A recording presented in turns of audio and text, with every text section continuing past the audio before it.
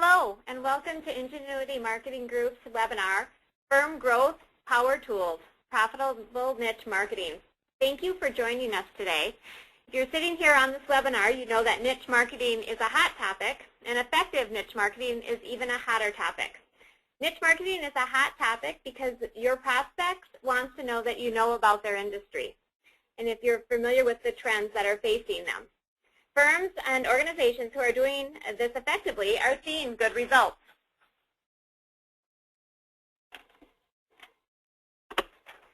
I'm Shanna Carl with Ingenuity Marketing Group, and just want to take a couple of minutes to introduce myself and my co-presenter, Courtney Galster. I'm a marketing consultant with Ingenuity Marketing Group and have been here for about 2 years. Spent a lot of my time focusing on niche marketing with our clients, and I'm excited that you have joined us today. Good morning, everyone, if it's still morning where you are. My name is Courtney Galster. I'm a marketing consultant at Ingenuity. I also work pretty heavily with niche marketing within different clients that we have, and also focus on a lot of the different tactics that we're going to be presenting to you later in this webinar. So if you have any questions, feel free to type them into the question box. We may not get to them until the end of the presentation, but rest assured that we will answer everyone's questions.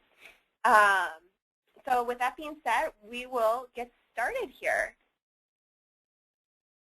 So before we look at niche marketing and what goes into marketing for a specific industry, we want to talk about how to identify your niche market. And the first piece of that is talking about what really doesn't make a niche. So firms often have one person who is really, really good at doing business within a particular industry.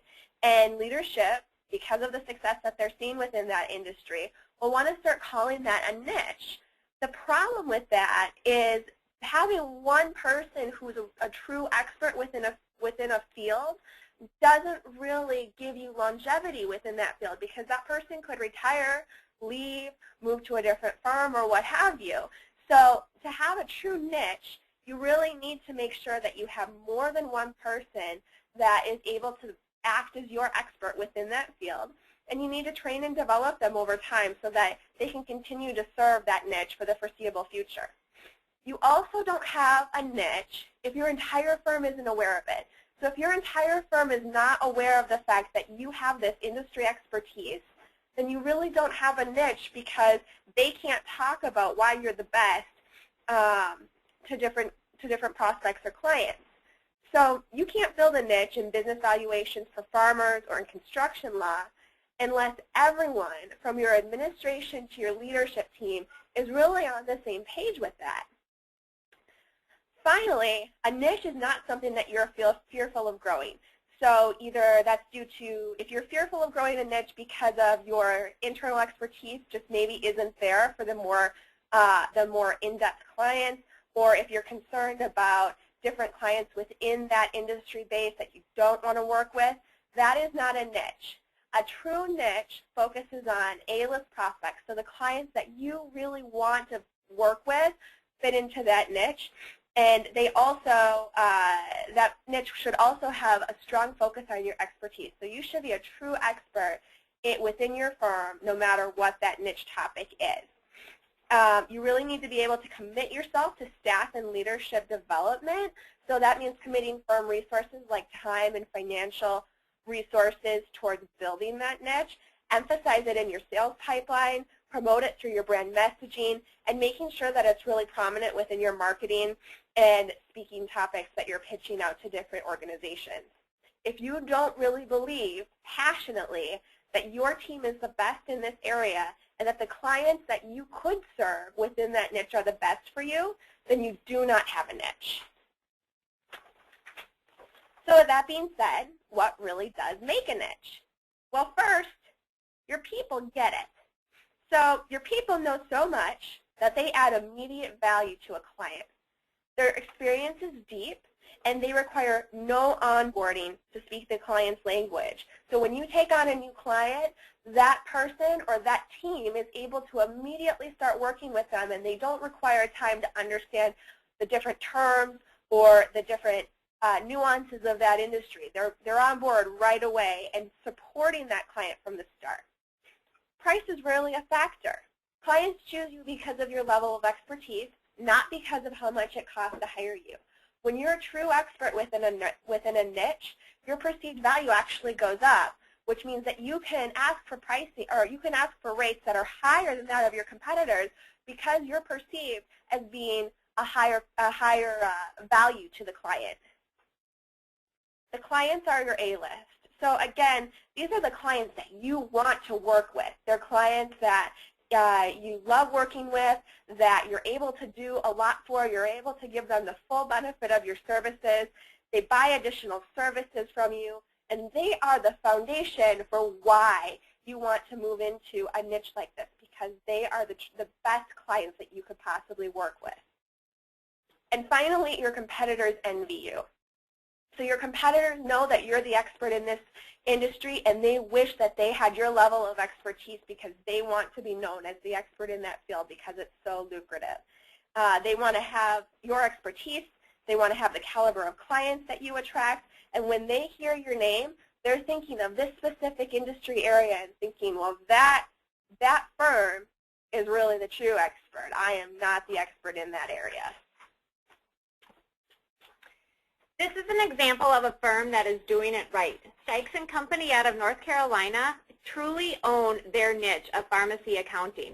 All the resources that they put forth from a marketing and business development standpoint focus on the pharmacy niche. Everything from blogs, video blogs, the conferences they attend, the advertising that they do, all focuses on this one niche, and they are growing very, very quickly. So they are very focused and very passionate about this industry and this niche, and it's really taking them to new heights. So again, if you want to own a niche, you really have to be very diligent and very focused. You don't want to spread your marketing dollars or your marketing resources to too many different areas. If you can pool those all towards one niche, you're going to see great results. So advantages of niche marketing.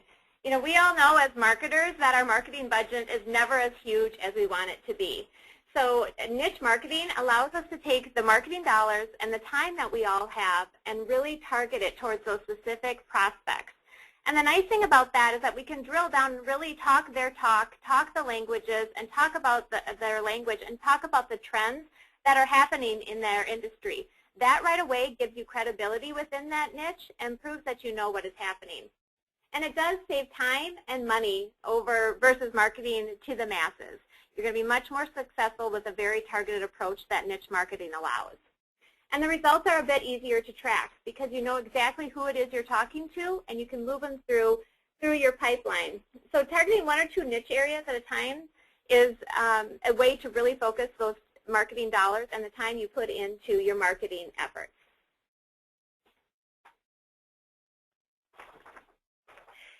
So now you might be thinking, how do I identify what niche market my firm can go after? The first step in the process is doing your research on the niche areas that you think your firm could serve. So start looking to the internet. Look at trade associations that you belong to or could belong to within that niche. Look at where your current clients are and identify where exactly your best clients are. Are they in commercial construction? Are they in franchise restaurants? Where are they at? Now you need to look within the firm. If you have experts within the firm that are highly focused on certain industries, talk to them and see what their thoughts are in terms of growth for your firm within those industries, and if they see any other opportunities for your firm within other industries that they serve. Look at trade publications that you receive and see what kind of information they offer in terms of tips and trends within that industry. And then look at your potential prospects. Are they the kind of clients that you want to work with?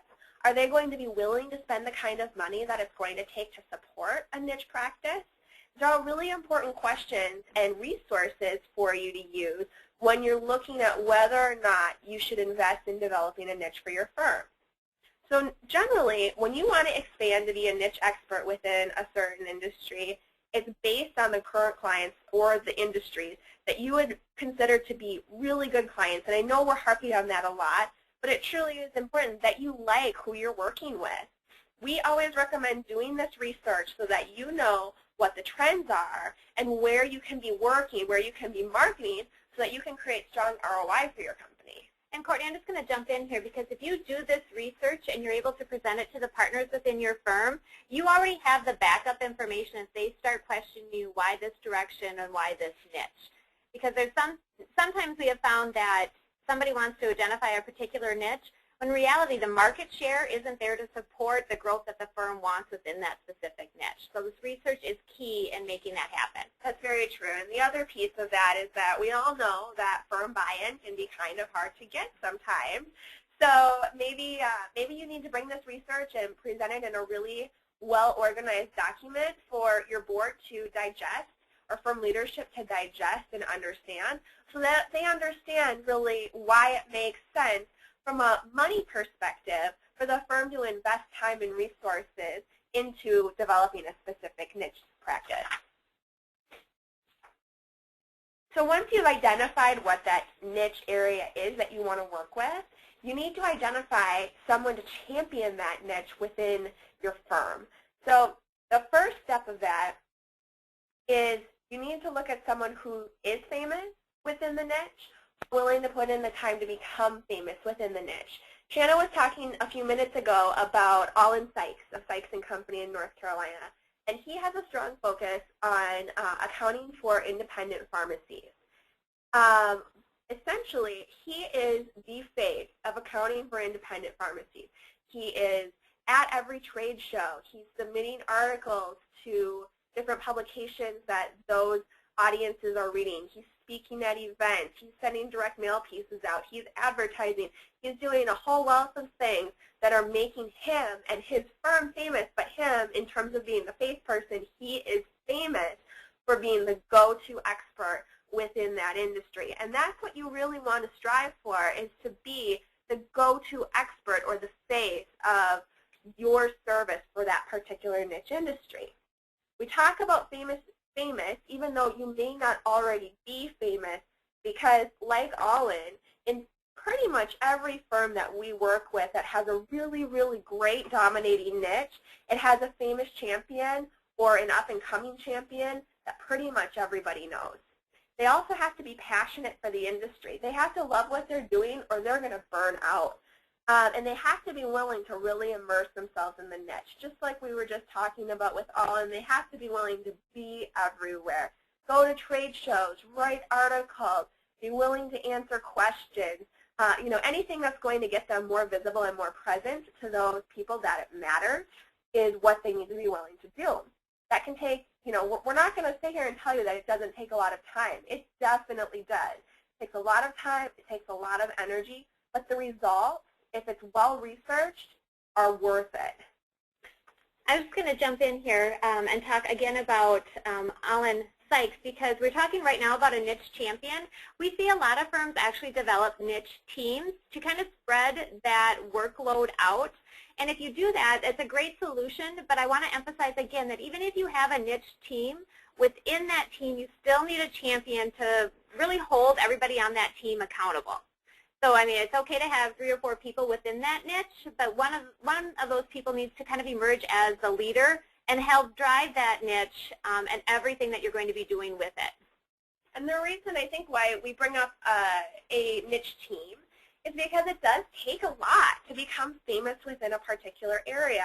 I mean, between putting together a speakers bureau, making sure that you're getting PR all over the place, speaking on panels, pushing articles out and other content out, meeting with the media so that you're their go-to source for questions about that industry, being on social media, sitting on committees, sitting on boards of different organizations and associations.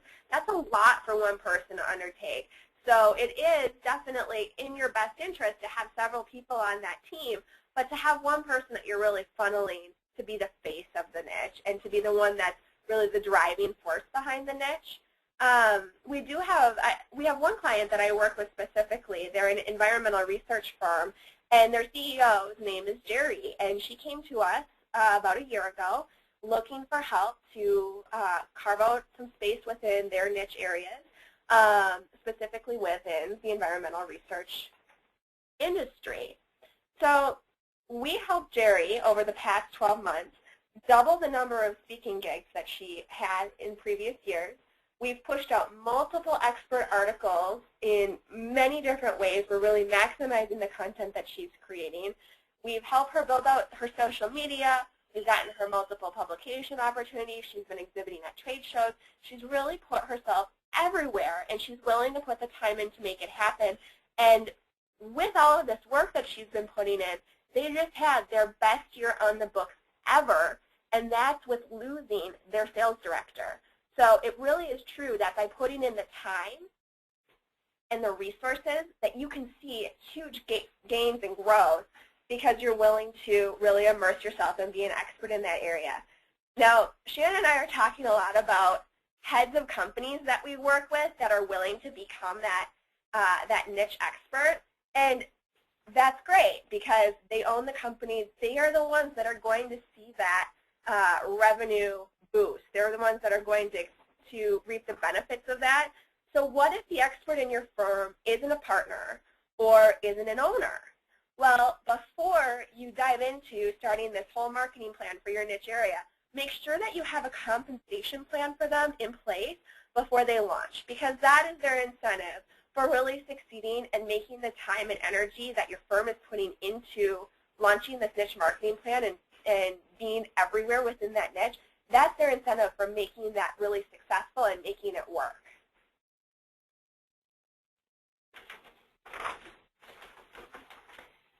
And we've talked a lot about commitment, and we can't stress this point enough because you can't just, as we say once in a while, dabble your toes in niche marketing and think it's going to be successful. It takes commitment, plain and simple, commitment of time, investment, and focus, and also long-term planning. This isn't something you can just whip together and do a couple of things and expect to see the results. This is something that takes a long-term planning, and we've all been there. We've all put together very detailed marketing plans with a lot of tactics. This niche marketing plan would be no different. And then the last bullet, willing to pull the plug if it's not working. This is an important fact too, and we're not saying pull the plug after 2 weeks or 3 weeks, but as you're tracking through your ROI and a year into it, you're just not gaining traction within the niche you've identified, this is something you want to consider doing because you don't want to make this a painful process. And hopefully as in the research stage, you've kind of listed out 2 or 3 other niches that might be possibilities down the road. If you have to pull the plug on one niche to free up some time and resources on another niche, don't be afraid to do that. We've worked with firms in the past where that's actually been our recommendation because they were getting no traction, and it actually increased the success they were seeing on their other niches. So again, that's an important point to take away with you today. And I just want to talk about, again, the passion and being immersed because, again, niche marketing, you want to go all in. This is something where you want to be everywhere, you want to be seen everywhere, and so it takes a passion because if you or your partner, it doesn't like the industry or the niche that you have identified, it's going to be a painful process and they're not going to enjoy it. They're going to have to be passionate about it and be fully immersed in seeing so they can see the long-term results. Okay, so the research has been done. You've identified a niche champion, perhaps with the team, perhaps solo, and you've identified that the firm is ready to make the commitment. And now the additional work comes with creating a niche marketing plan. This is where that research you did a couple months ago is going to be hugely important because as you do that research, you will have identified the different trade publications, perhaps speaking opportunities that exist, media opportunities that are specific to that niche. And we also like to recommend that you create personas. So for example, let's say your firm has identified the manufacturing niche.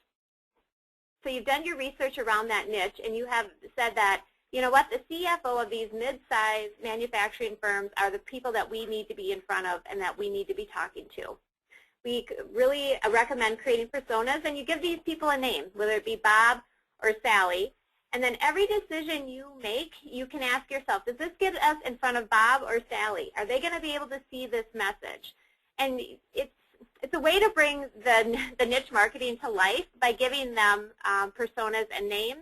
And it's kind of funny. We've seen firms that really, truly adopt this tactic, and they talk about Bob and Sally as if they're sitting in the room with them. And Bob and Sally's are just examples. You can name them whatever that you want. It really offers a way for you to focus who you're marketing to, and it gives you a way, even more so than saying we should be doing this, it gives you a way to say, this is a tactic we should really exclude. This does not fit into who we're marketing to this year. So if it's not hitting, you are looking at a tactic and it's not hitting those core A-list prospects, you can nick it right off your list because it is not something that you want to be investing time or money into. And when you're looking at building a niche marketing plan, build it out for the full year. You really need that much time to identify if the niche is working or not. With a small caveat that even if you have the plan in place but you're not doing all of the things, you want to take a look at that. If you build out the marketing plan and it really meets those personas, do it for a full year, but also make sure that the team is fully aware of what that plan is in advance. Get association meetings on the calendar. Calendar out the PR and media opportunities. There's always going to be things that pop up, but if you have it calendared out for a full year, you're going to be much more successful. And as you're building that marketing plan, do something that is easily replicatable as you get to creating additional niches. It's amazing the time it cuts off if you have a plan in place that you already like. You like the format, it's easy to follow, and you can just switch it around for the next niche you're going to be tackling. Then have measurable ROI tactics in place. We like to build these right into the marketing plan, kind of as kind of an addendum, if you will. You know, we have the tactic, and attached to it is how we're going to measure whether or not it is successful. This is key to making sure that your niche marketing plan is going to be successful and gain you the exposure and the clients that you want, or it's going to be the thing that you're looking at that you're saying, this isn't working. We either need to tweak some things or we need to pull the plug on the niche like we talked about earlier. We talk a lot about pipeline meetings. These are key. I can't stress enough how important these are, and we put the word mandatory here because we really believe in order for this to be successful, they have to be mandatory of the niche team. And these pipeline meetings are a way to move your prospects through the system from a cold, warm, hot to client. So you want to be going around a room and identifying who on that pipeline sheet you need to be talking to next. And I think the biggest word here is accountability. These pipeline meetings really force accountability and make sure that action is taking place. We said that, you know, niche, you can't just dabble your toes in niche marketing and expect it to be successful.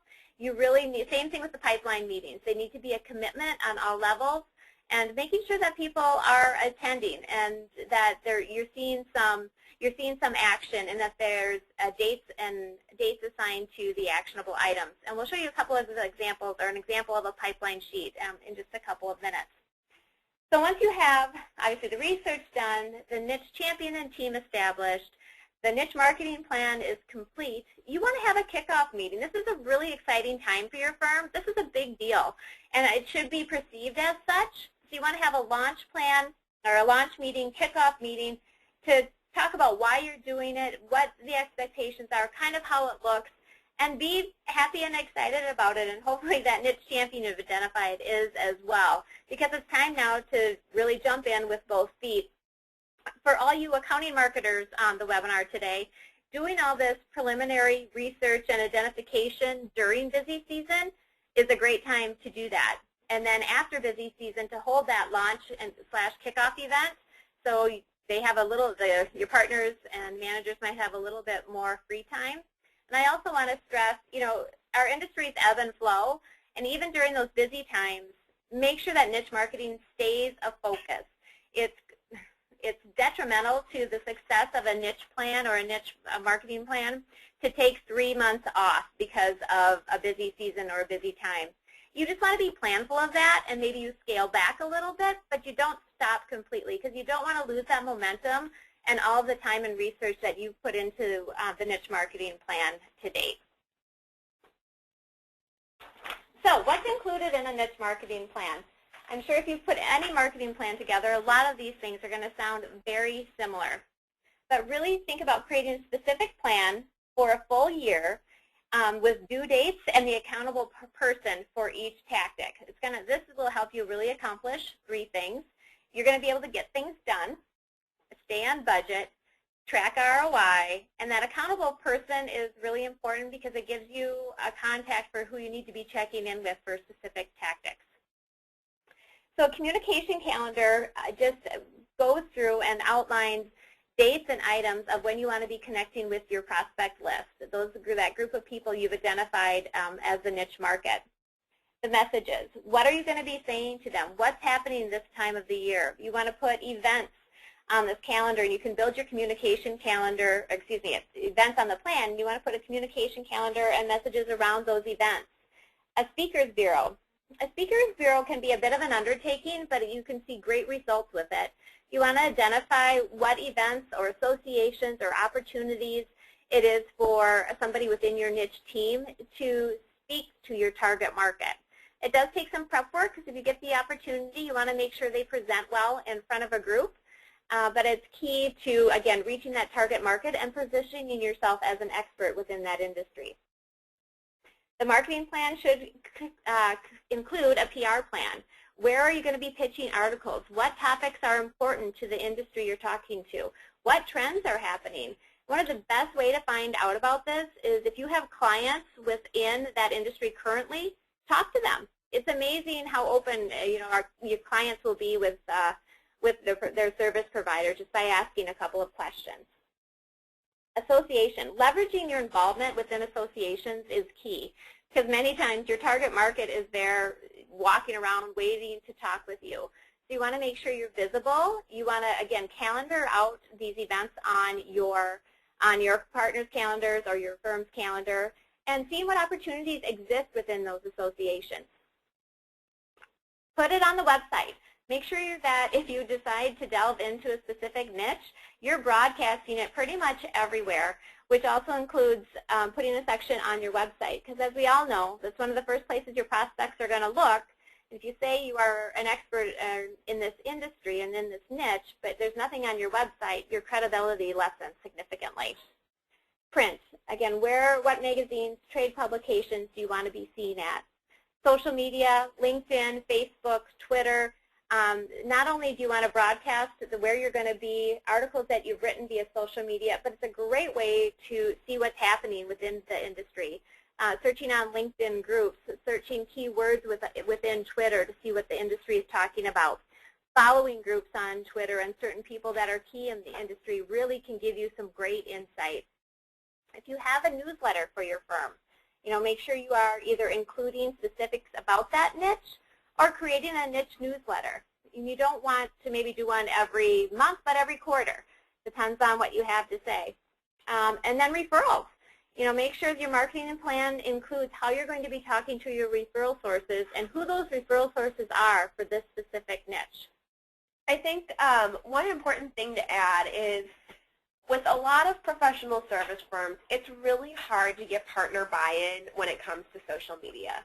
And I am, if you don't know me, I am one of our 2 resident social media and SEO geeks at Ingenuity, so my opinion is slightly biased.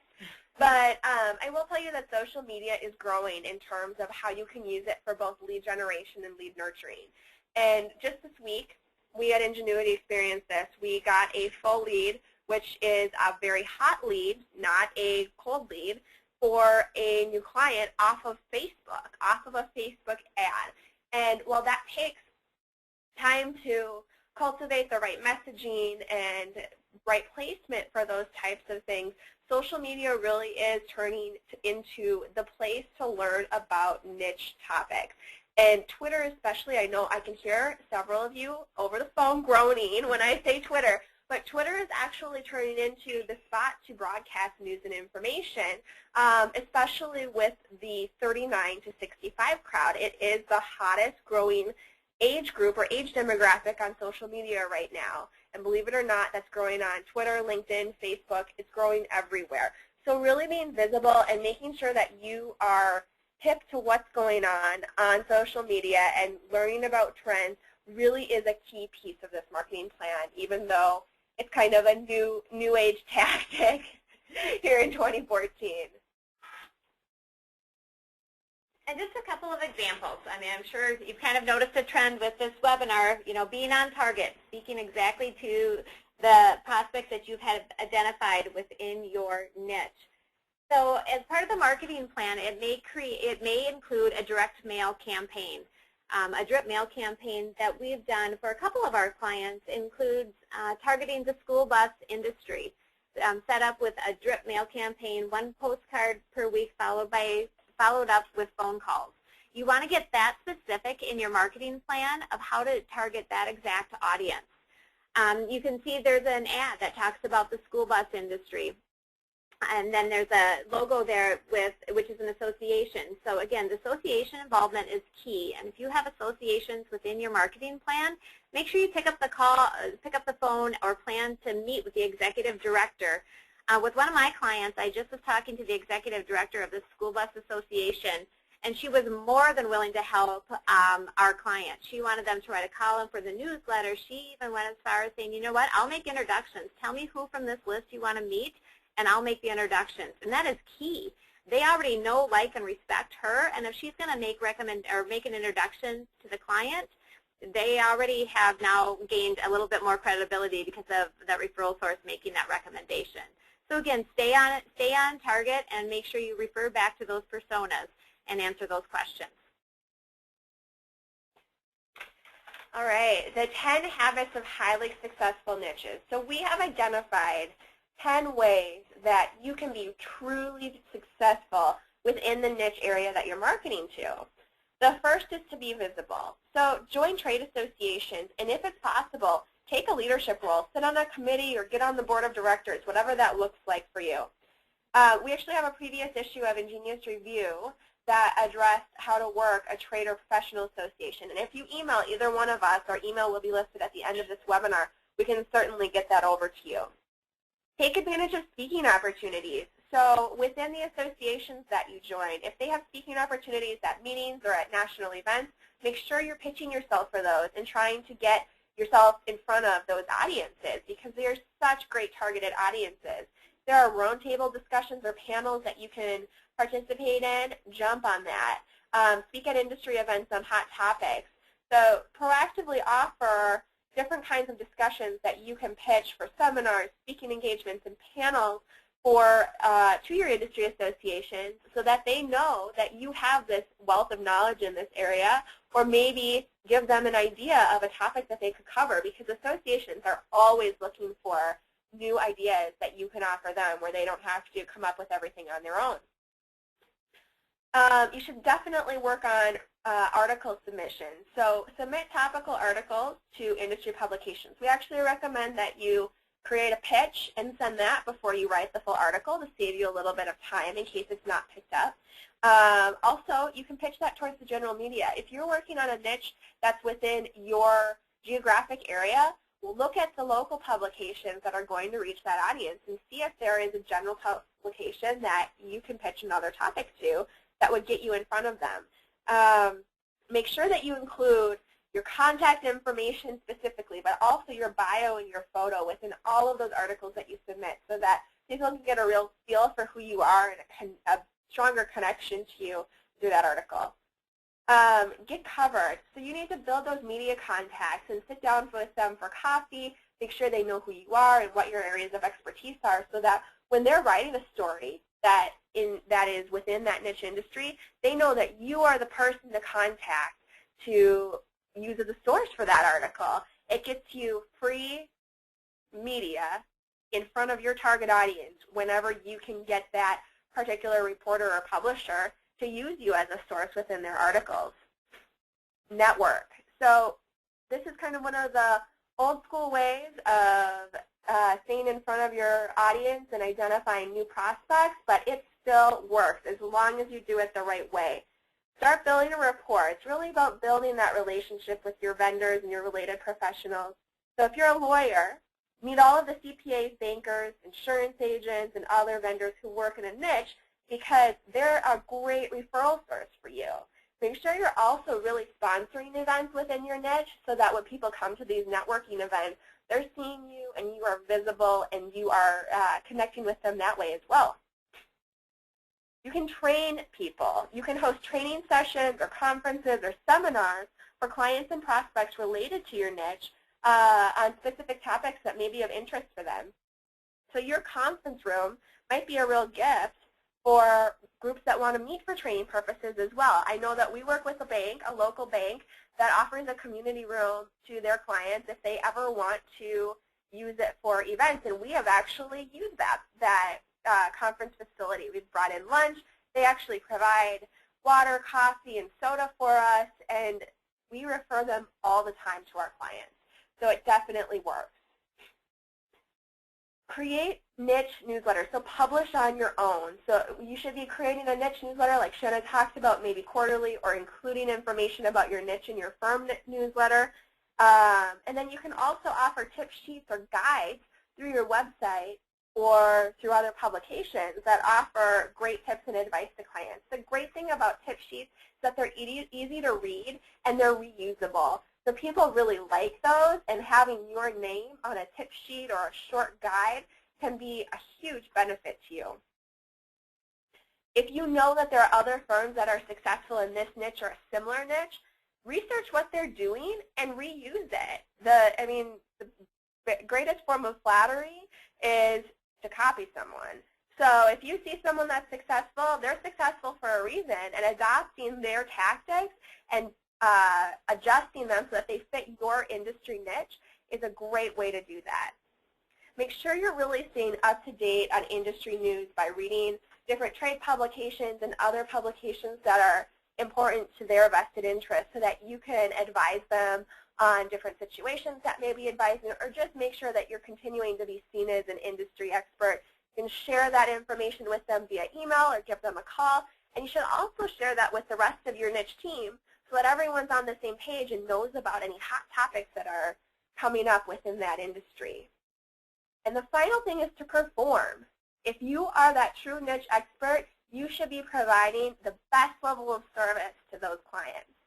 They should want to recommend you to anyone else in their industry, and you can ask them to actually submit a testimonial that you can use on your website or in other print publications that you have, or print items, so that you have another endorsement from a happy client that's saying that you did a great job for them.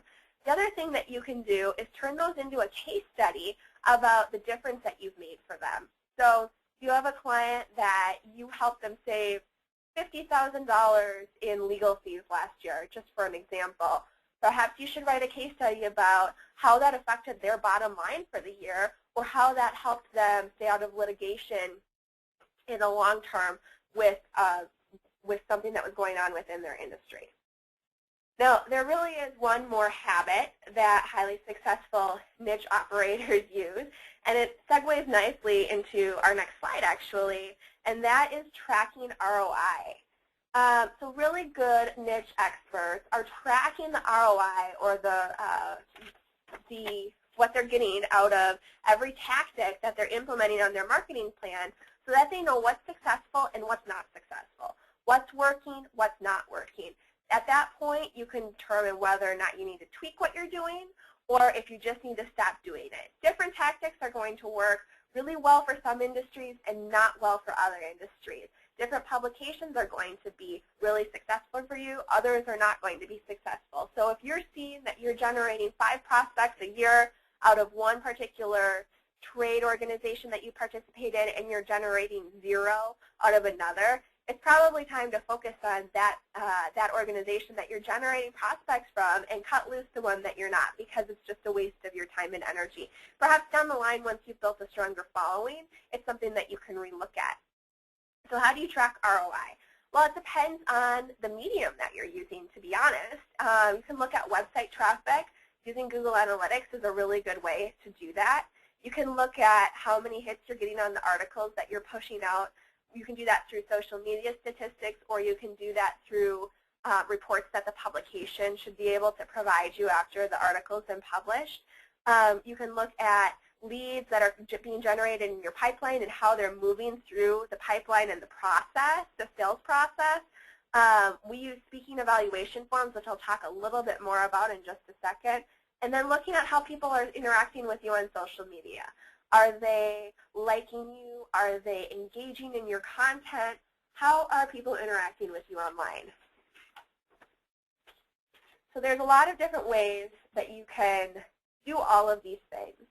One way, at the top of the screen, you'll see something that says your SEO score. If you're not familiar, SEO means search engine optimization. Apologize, I'm getting over a cold and I wasn't thinking clearly there for a second. So search engine optimization and looking at how traffic is changing on your site as you're changing different things and adding content and becoming more focused on a specific niche. Are you growing? Are your page views growing? Are people spending more time on your website?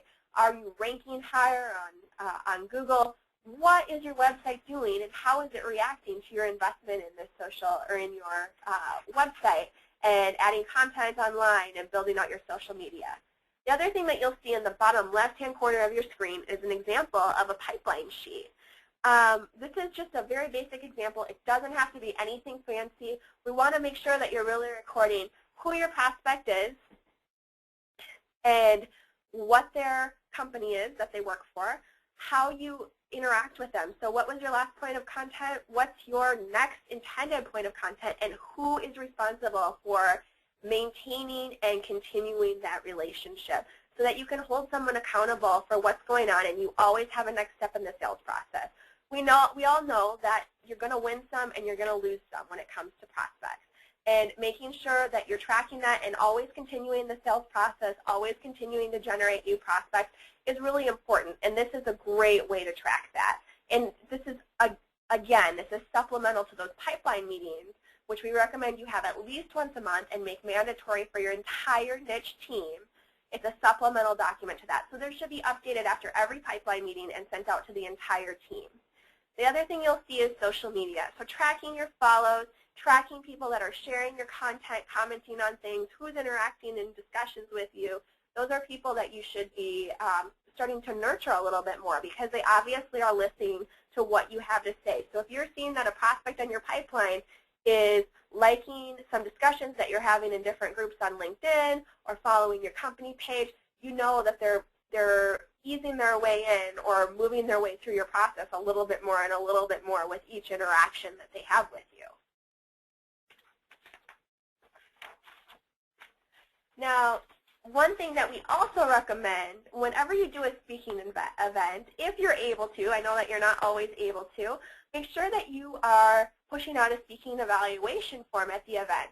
Not only so that people can evaluate what you're doing and you can get feedback on how the event went, but also so that they can provide you with information on whether or not they want to be contacted after the event so that you're generating those leads and making sure that you're really being effective with your speaking.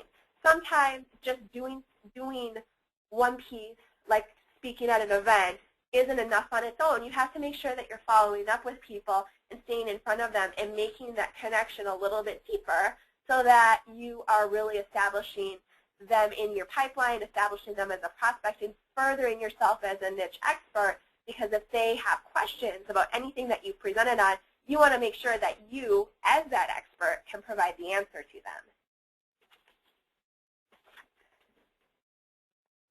We have some time for questions. If you have any questions, please feel free to type them in the question box. It's in your dashboard on the right-hand side of your screen. If you've been on any of Wendy Nemitz's webinars, I know that she usually does a weather update at this time, and I will tell you that it's freezing in Minnesota. It's probably minus 15 with the wind chill. Yeah. It was nice this weekend, about 33 degrees. It is cloudy, and we are really jealous of anyone that is in a warm state today because this whole winter thing is getting a little old. It looks like we don't have any questions. Again, if you do have questions, please feel free to email us after the webinar. Shannon and I are both pretty much attached to our email 5 days a week at least. And we would love to answer any questions that you have. We really appreciate you taking the time and hope that you gained some valuable information today about developing and implementing a niche marketing plan.